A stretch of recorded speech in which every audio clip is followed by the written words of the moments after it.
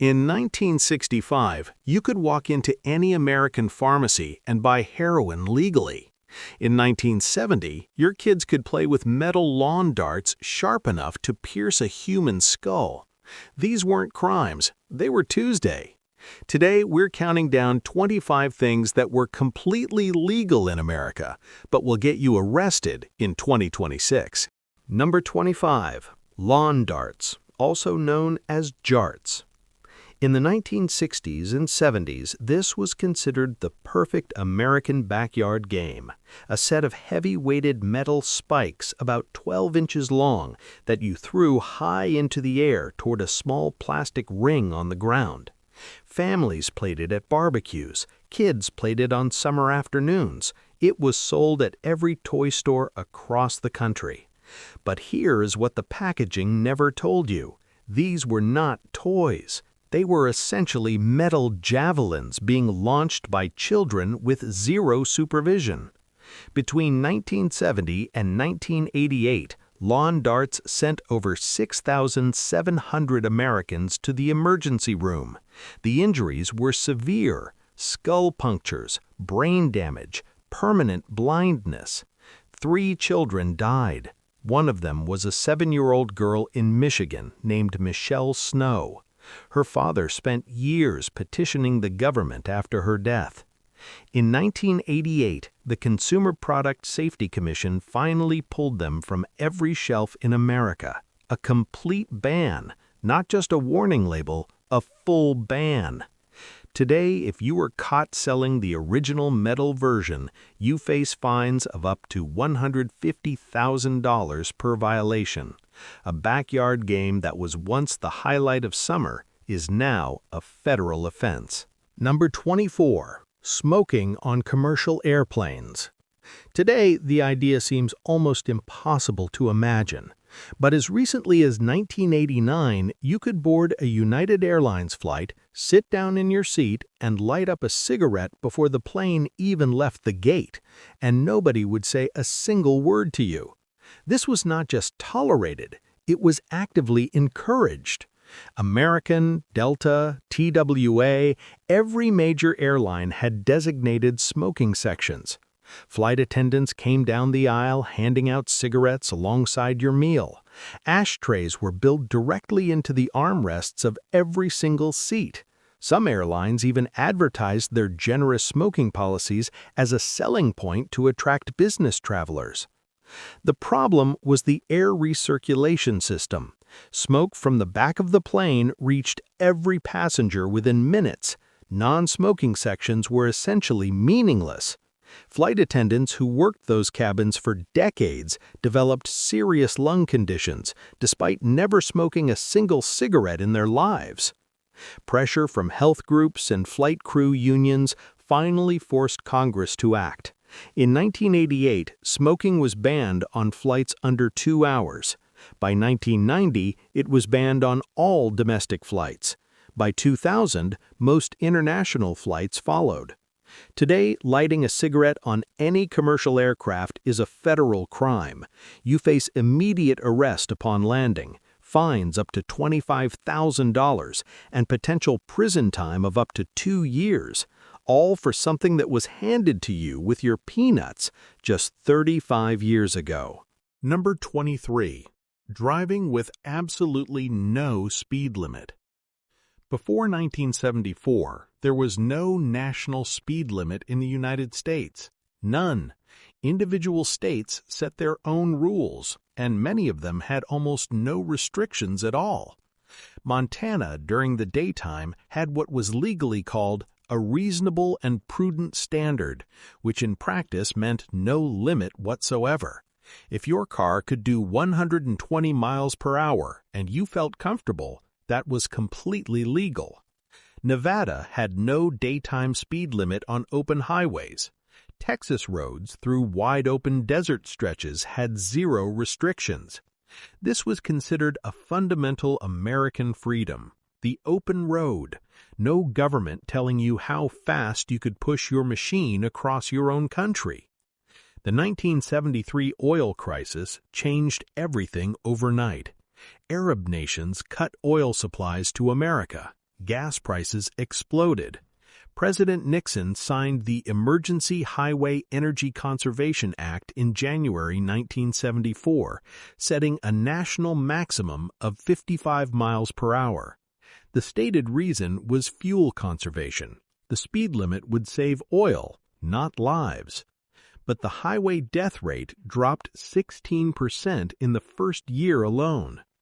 Today, not only do speed limits exist on every single road in America, automated cameras, aerial speed enforcement, radar systems, and license plate readers mean you can be ticketed without a single police officer ever seeing you. The freest roads in the world became some of the most monitored. Number 22. Buying heroin legally at your local pharmacy. In 1898, the Bayer Pharmaceutical Company introduced a brand new product to the American market. They called it heroin. That was the actual brand name, printed on the bottle, advertised in medical journals, sold over the counter at pharmacies from New York to San Francisco. Bayer marketed it as a safe, non-addictive substitute for morphine.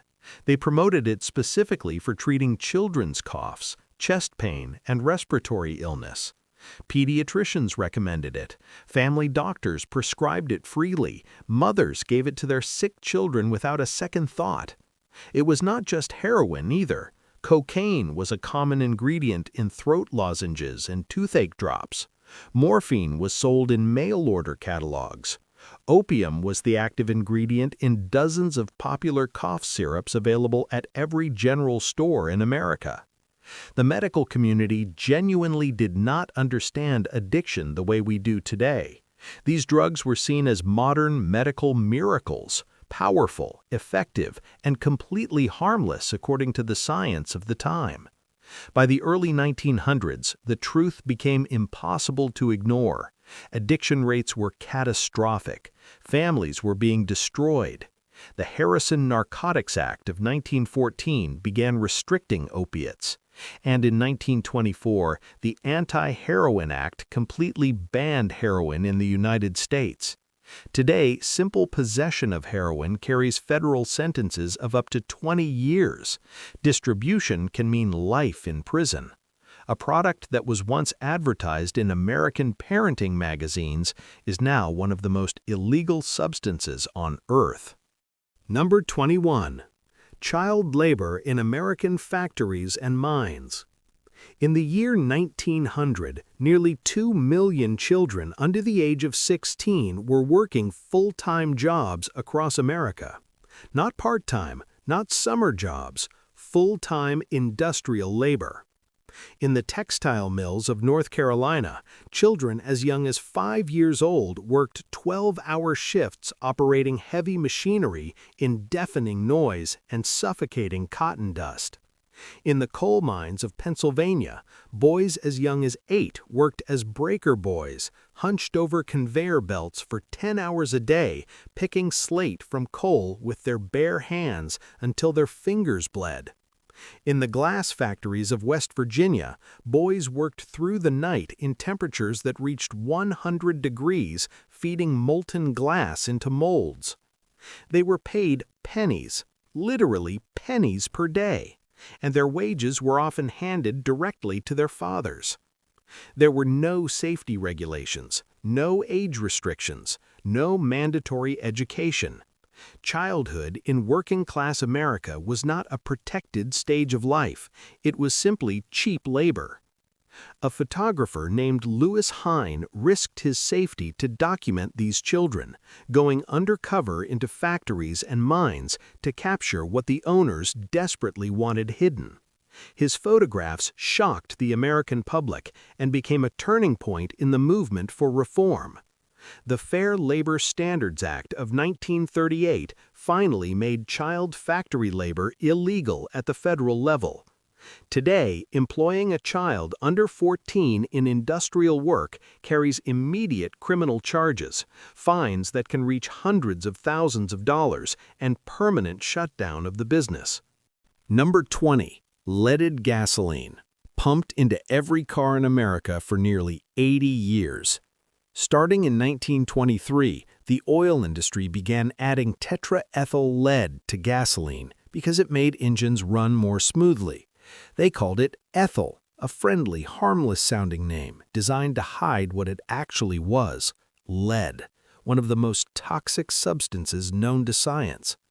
Workers at the very first leaded gasoline plants began suffering seizures, hallucinations, and psychotic breakdowns within months. 5 workers died. Dozens were permanently disabled. Standard Oil executives held a press conference and told reporters the workers had simply worked too hard. What the industry buried was that lead destroys the developing brain. Children exposed to leaded gasoline exhaust, which meant every child living near every road in America, suffered measurable IQ loss, behavioral problems, and neurological damage that lasted their entire lives. Internal documents later proved executives knew about the dangers as early as the 1930s and chose to say nothing. The EPA began restricting leaded gasoline in 1970. It was fully banned in 1996. Today, adding lead to any fuel carries massive federal criminal penalties. Researchers now believe leaded gasoline permanently lowered the average IQ of an entire generation of American children, a decision made purely for profit, paid for by millions of developing minds. Number 19. Driving with no seatbelt. Not just without wearing one, without even having one installed in your car. Before 1968, American car manufacturers were not legally required to install seatbelts at all. You could drive a brand new Chevrolet straight off the showroom floor with nothing across your chest and nothing across your lap. When crashes happened, and they happened constantly, the human body had absolutely nothing stopping it from going straight through the windshield. Highway fatalities in the early 1960s exceeded 50,000 Americans every single year. In 1965, lawyer Ralph Nader published Unsafe at Any Speed, documenting how automobile companies knew their vehicles were deadly and chose profits over safety.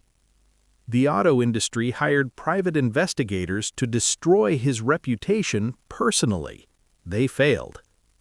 Congress passed the National Traffic and Motor Vehicle Safety Act in 1966, requiring seatbelts in all new cars starting in 1968. But having seatbelts installed and being legally required to wear them are two completely different things.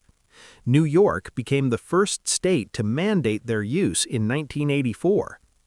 Today, seatbelts are required in 49 out of 50 states. Officers can pull you over for it alone. What was once simply how everyone drove is now a ticketable offense everywhere in America. Number 18. DDT, the miracle pesticide that was quietly poisoning everything alive. After World War II, DDT was considered one of the greatest scientific achievements in history. It had protected soldiers from malaria and typhus during the war. When peace came, the chemical industry brought it directly into American homes. And they meant directly. DDT was sprayed in public parks while children played. Trucks drove through suburban neighborhoods on summer evenings, releasing clouds of it into the air while kids rode their bicycles straight through the mist. There were DDT-laced wallpaper sold for children's bedrooms. DDT shelf paper was marketed for kitchen cabinets where food was stored. What nobody understood yet was that DDT does not break down. It accumulates in soil, in water, in fish, in the birds that eat the fish, concentrating more dangerously at every step of the food chain. Bald eagle populations across America collapsed completely. In 1962, marine biologist Rachel Carson published Silent Spring, documenting the catastrophic damage DDT was causing. The chemical industry called her a communist, called her hysterical. They tried everything to silence her. The EPA banned DDT in 1972. America's own national symbol, the bald eagle, had to be placed on the endangered species list, partly because of it. Today, using DDT carries severe federal criminal penalties. Number 17. Cocaine. Legally sold at your pharmacy, your grocery store, and your medicine cabinet. Before 1914, cocaine was not a street drug. It was a mainstream American consumer product with no prescription required and no age restrictions whatsoever. Coca-Cola's original 1886 formula contained real coca leaf extract, the same plant cocaine is derived from. It was part of why the drink felt so refreshing to early consumers. The company quietly removed it around 1903, but for nearly 2 decades, America's most popular soft drink contained an active cocaine derivative. That was just the beginning.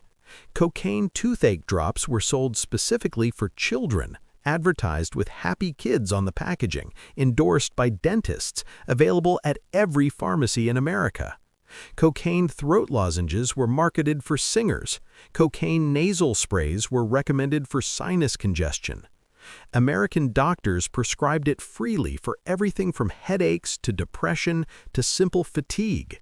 It was considered a modern medical miracle. The Harrison Narcotics Act of 1914 began federal restriction. By the 1920s, cocaine was effectively illegal for everyday use. Today, cocaine is a Schedule II controlled substance. Simple possession carries up to 1 year in federal prison. Distribution can mean decades behind bars. A product once advertised specifically for children's toothaches is now one of the most aggressively prosecuted drugs in American history. Number 16. Dumping unlimited industrial waste directly into America's rivers and lakes, completely legally, for over a century. Throughout the late 1800s and into the 1960s, American factories treated the country's waterways as a free dumping ground. Steel mills poured toxic runoff directly into rivers. Chemical plants discharged acids and heavy metals without any treatment. Paper mills released bleaching chemicals that turned entire rivers white. Nobody stopped them because there was no law saying they could not. The Cuyahoga River in Cleveland became so saturated with industrial oil and chemicals that it literally caught fire, not once, 13 times between 1868 and 1969. In the 1969 fire, flames reached 5 stories high and burned 2 railroad bridges completely. Lake Erie was declared effectively dead by the late 1960s. Oxygen levels dropped so low that fish could not survive. Entire species disappeared from American waterways forever. The photographs of the burning Cuyahoga River shocked the nation and became a defining moment of the American environmental movement. The Clean Water Act was signed in 1972, giving the federal government authority to regulate what industries could discharge into American waters. Today, intentionally dumping industrial waste into waterways is a federal crime. Violations carry penalties of $50,000 per day and up to 3 years in prison per offense. The rivers are cleaner now, but the damage done over a century of legal dumping will take generations more to fully heal. Number 15. Asbestos, legally used in almost every American building material for decades. Through most of the 20th century, asbestos was considered a wonder material, cheap, strong, and completely fireproof, so builders put it everywhere: ceiling tiles, floor tiles, pipe insulation, roof shingles, schools, hospitals, homes, and office towers. If a building went up between 1920 and 1980, there is a very strong chance asbestos is still inside it right now. What the industry knew and actively buried was that microscopic asbestos fibers, once inhaled, lodge permanently inside lung tissue. They cause mesothelioma, a brutal and almost always fatal cancer that can take 20 to 50 years to appear after exposure. Workers in asbestos factories were dying, and company executives were hiding the medical reports. Internal documents later revealed the industry knew about the dangers as early as the 1930s and chose silence over human life. The EPA began restricting asbestos use in 1973. A near-complete ban was attempted in 1989 but partially overturned by courts. The United States still has not passed a full federal ban today. Over 40,000 Americans die from asbestos-related diseases every single year. A material that literally built modern America is still quietly killing the people who lived and worked inside it. Number 14. Driving completely drunk with zero legal consequences. Before 1910, there were no drunk driving laws anywhere in the United States. None. The automobile was new, and the idea that government could dictate what condition a man must be in to operate his own vehicle was considered absolutely outrageous. New York passed the first law in 1910, but it had no defined blood alcohol limit. Officers used personal judgment alone. The system was as inconsistent and unpredictable as it sounds. For most of the early 20th century, drunk driving was treated as a minor embarrassment at worst. Judges were lenient, fines were tiny, repeat offenders walked out of courtrooms and drove straight home. Everything changed because of one woman. In 1980, Candy Lightner's 13-year-old daughter was killed by a drunk driver who had multiple prior offenses and was still legally driving. She founded Mothers Against Drunk Driving and transformed American public opinion almost overnight. By 1983, every state had tightened alcohol-related driving laws. By 1988, the national blood alcohol limit was standardized. In 2000, it was lowered to 0.08, where it remains today. In 1972, drunk driving killed over 60,000 Americans annually. Today, that number is around 13,000. The law changed behavior. The numbers prove it. Number 13. Tobacco companies legally and deliberately targeting children in their advertisements. For most of the 20th century, cigarette companies did not just market to adults. They specifically and openly marketed to children, not subtly, aggressively. The most infamous example is Joe Camel, R.J. Reynolds' cartoon character launched in 1988. Studies found that by 1991, more American children recognized Joe Camel than Mickey Mouse. 6-year-olds matched Joe Camel to cigarettes as accurately as they matched the Nike swoosh to sneakers. But it went back much further. In the 1940s, tobacco ads ran directly inside comic books. Candy cigarettes were sold to normalize the habit from childhood. Some brands even used Santa Claus in Christmas cigarette advertisements targeted at family audiences. Internal documents revealed decades later showed tobacco executives privately acknowledged their entire business model depended on addicting customers before the age of 18. Hook 'em young, and they were customers for life. The 1998 Master Settlement Agreement prohibited cigarette advertising targeting minors. Joe Camel was retired under regulatory pressure in 1997. Today, marketing tobacco products to anyone under 21, the federal minimum age raised in 2019, carries severe federal penalties. What was once a completely standard advertising strategy, celebrated inside the industry, is now a serious federal crime.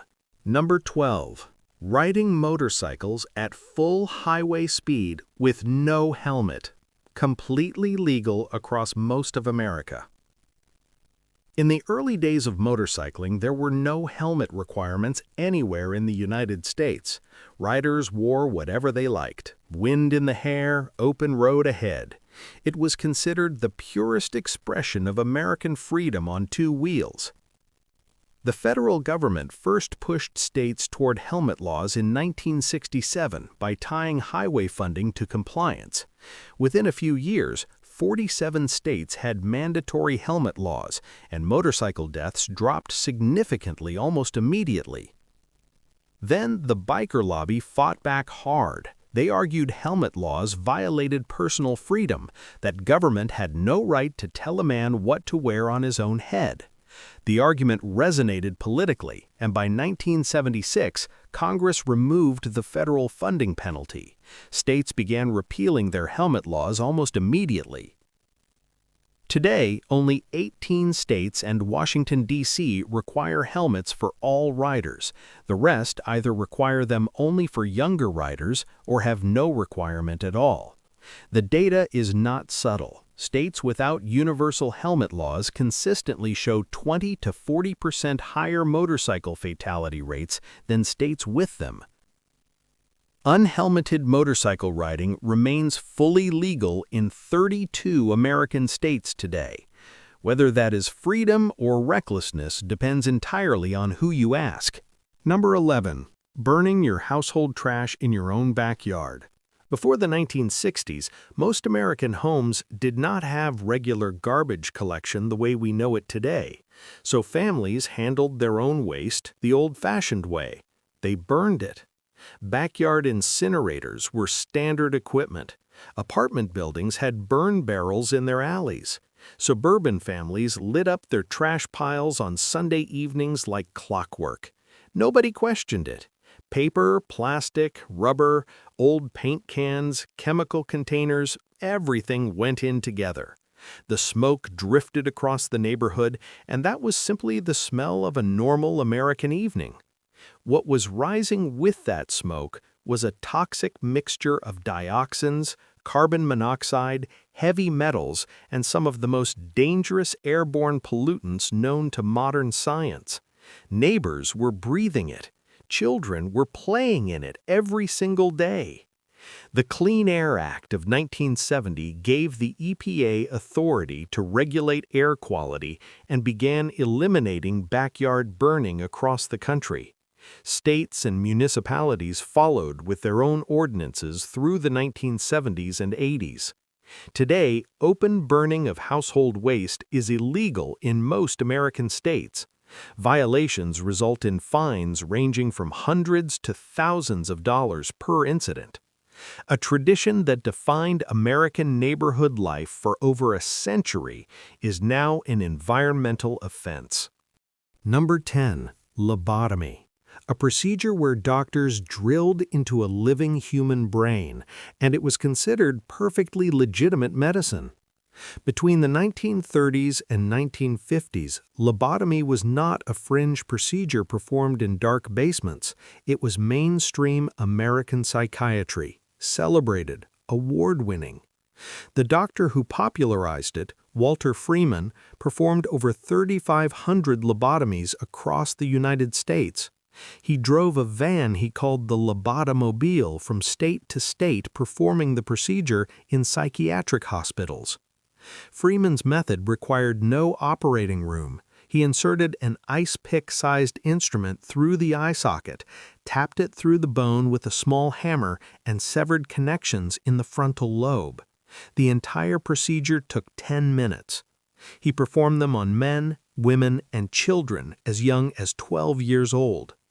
Patients were left permanently altered, emotionless, childlike, unable to care for themselves. Families were told they had been cured. In 1949, the Nobel Prize in Medicine was awarded for the invention of lobotomy. The medical establishment fully endorsed it.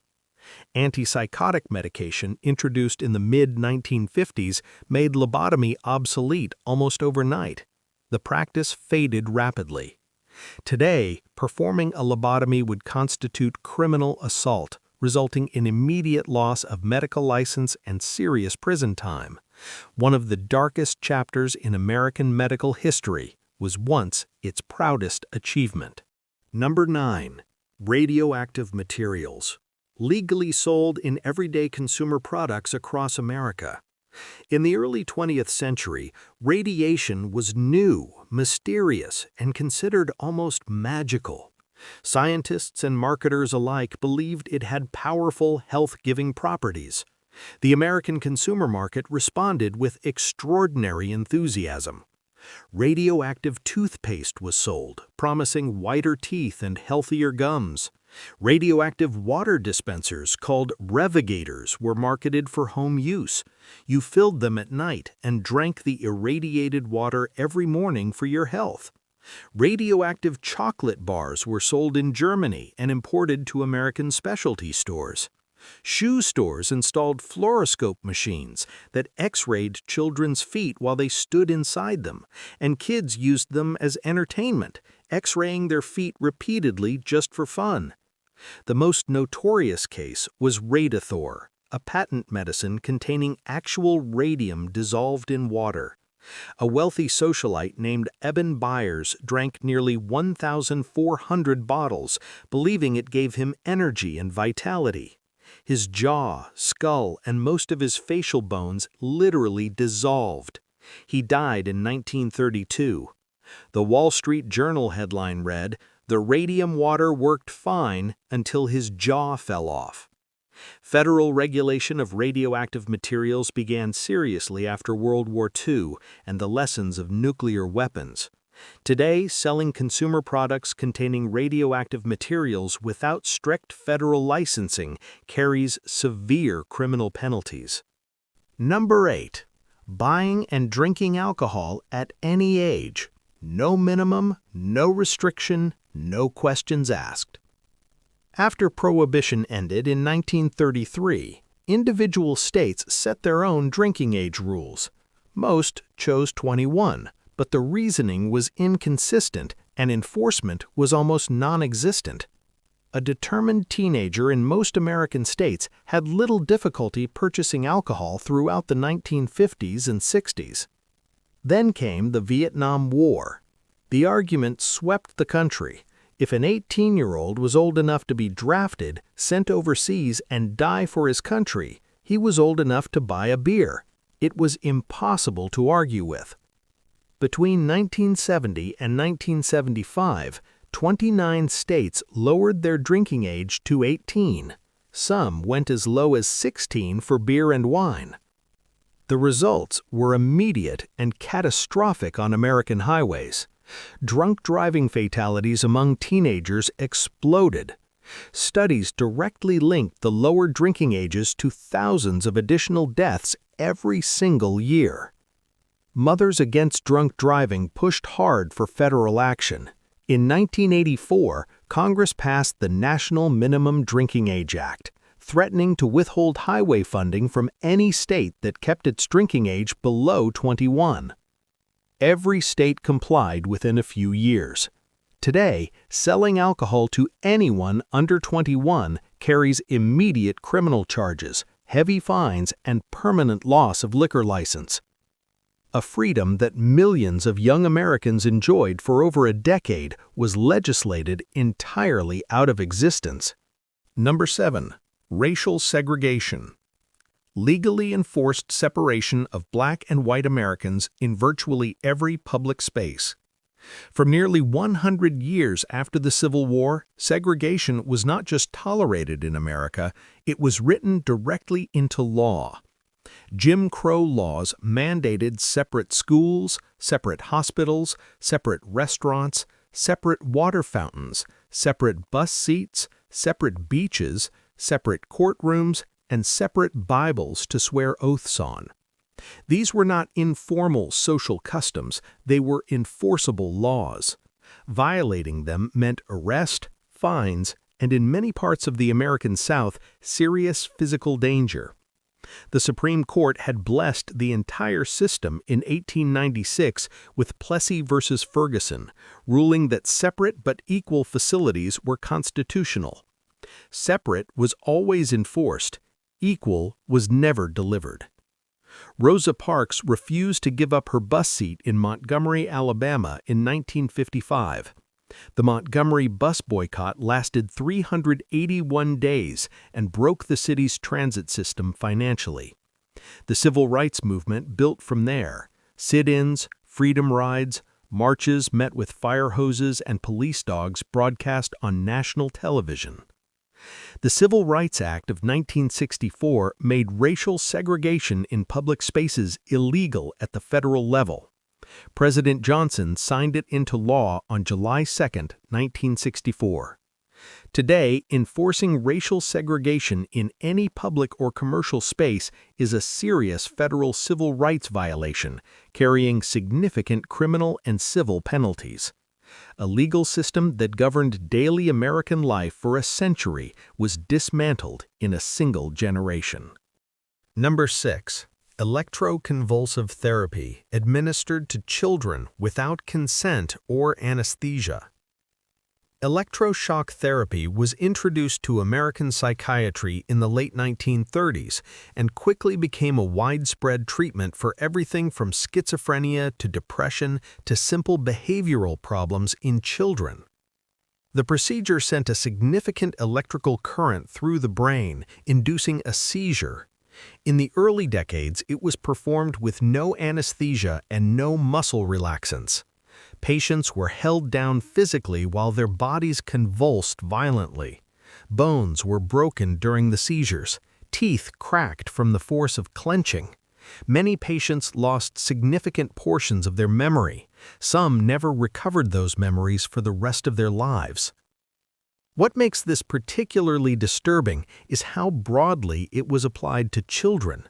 Psychiatric hospitals across America administered electroshock to minors for conditions that would today be treated with therapy or mild medication. No parental consent was required in many states. Institutional authority was sufficient. Walter Freeman, the same doctor who popularized the lobotomy, advocated electroshock as a companion treatment and used it on patients as young as 3 years old. Regulation gradually tightened through the 1970s and 80s as patient rights movements gained strength. Today, electroconvulsive therapy still exists as a carefully regulated last resort treatment for severe depression, but administering it to a child without proper consent and medical oversight constitutes criminal assault. What was once routine institutional medicine is now one of the most tightly controlled procedures in American psychiatry. Number 5. Medical doctors openly prescribing and endorsing cigarettes to their patients. This was not backroom quackery. This was mainstream American medicine. Throughout the 1940s and 50s, tobacco companies ran full-page advertisements in the Journal of the American Medical Association. The most famous campaign used the tagline, "More doctors smoke Camels than any other cigarette." Doctors appeared in national television commercials holding cigarettes. They recommended specific brands to patients with throat irritation. Some physicians prescribed smoking as a treatment for anxiety and stress management. Cigarettes were handed out free to soldiers in military hospitals. The medical establishment had a financial incentive to stay silent. Tobacco companies sponsored medical conferences, funded research departments, and advertised heavily in every major medical journal in America. The first major government report connecting smoking directly to lung cancer came from the Surgeon General in 1964. The medical community could no longer pretend the evidence did not exist. Today, a doctor caught recommending cigarettes to patients faces immediate review, potential loss of medical license, and serious professional destruction. An industry that spent decades hiding behind the white coat of medical authority was eventually exposed by the very science it had tried to bury. Over 480,000 Americans still die from smoking-related illness every single year. Number 4. The government legally and forcibly sterilizing American citizens without their consent. Between 1907 and the 1970s, over 60,000 Americans were forcibly sterilized under state eugenics programs. These were not rogue operations. They were fully legal, state-sanctioned programs approved by elected legislatures and upheld by the Supreme Court. The targets were people deemed unfit to reproduce, the poor, the mentally ill, epileptics, criminals, immigrants, and disproportionately Black and Native American women. California alone sterilized over 20,000 people. North Carolina ran one of the most aggressive programs well into the 1970s. In 1927, the Supreme Court ruled in Buck v. Bell that forced sterilization was constitutional. Justice Oliver Wendell Holmes wrote the majority opinion containing the line, "3 generations of imbeciles are enough." That ruling has never been formally overturned. Nazi Germany studied and openly praised American eugenics programs when building their own racial policies. American scientists had built the blueprint first.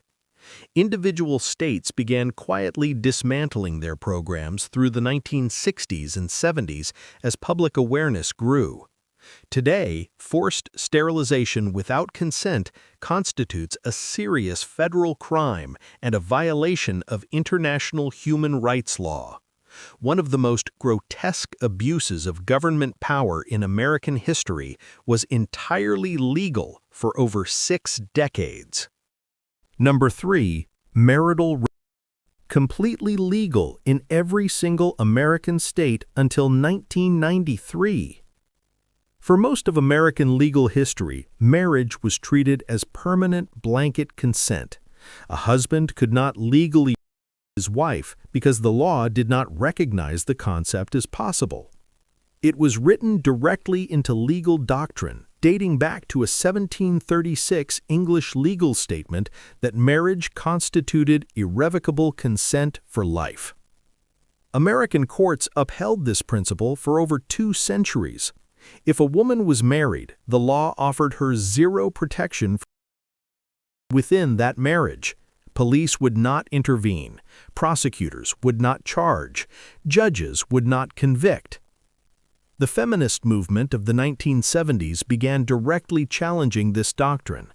Oregon became the first state to criminalize marital rape in 1977. Other states followed slowly and reluctantly over the following decade. Progress was painfully slow.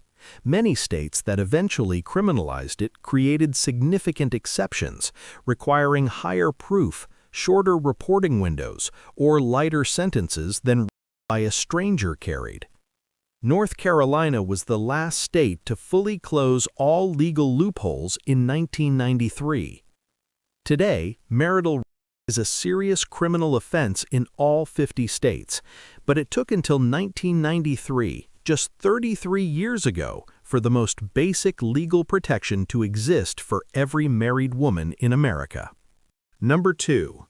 Unregulated medical experiments on prisoners. Pharmaceutical and government agencies legally using American prisoners as human test subjects. No consent required, no limits whatsoever. Between the 1940s and 1970s, American prisoners were routinely used as test subjects for medical experiments by pharmaceutical companies, universities, and the federal government. This was not secret. It was published in medical journals, presented at conferences, and considered an efficient and perfectly acceptable research method. Dr. Albert Kligman, a dermatologist from the University of Pennsylvania, ran experiments at Holmesburg Prison in Philadelphia for nearly 20 years. He tested experimental drugs, dioxins, radioactive isotopes, and mind-altering substances on inmates. He later described walking into the prison for the first time, saying all he saw was acres of skin. Johnson & Johnson, Dow Chemical, and the U.S. Army all paid him to run experiments on prisoners. Inmates were paid small amounts, sometimes just cigarettes. Many had no understanding of what was being done to their bodies. Some suffered permanent damage they carried for the rest of their lives. The federal government ran its own programs simultaneously. The CIA conducted mind control experiments on prisoners under Project MK Ultra, using LSD and other experimental compounds without consent. The National Research Act of 1974 finally established ethical guidelines requiring informed consent for all human research. Today, conducting medical experiments on prisoners without full informed consent is a serious federal crime and a violation of international human rights law. Number 1. Ownership of human beings. Slavery, the darkest and most consequential legal institution in American history. For 246 years, from 1619 to 1865, the buying, selling, owning, and working of human beings was not just legal in America, it was protected by the Constitution, enforced by federal law, and economically foundational to the entire nation. At its peak, nearly 4 million Black Americans were legally classified as property. They could be bought and sold at auction. Families were deliberately separated and sold to different states, never to see each other again. Children were born into slavery automatically. Enslaved people who escaped could be legally hunted, captured, and returned under the Fugitive Slave Act, even in states where slavery had been abolished. The entire American economy, northern industry, southern agriculture, international trade was built on and around enslaved labor. Banks issued mortgages on human beings as collateral. Insurance companies sold policies on enslaved people as property. The Civil War ended with 620,000 Americans dead. The 13th Amendment abolished slavery in December 1865. But legal freedom and true equality were two entirely different things. Jim Crow laws, segregation, redlining, and systemic inequality followed for another century. America was founded on the declaration that all men are created equal. It took 246 years, a civil war, and over 1 million casualties to begin making that declaration real.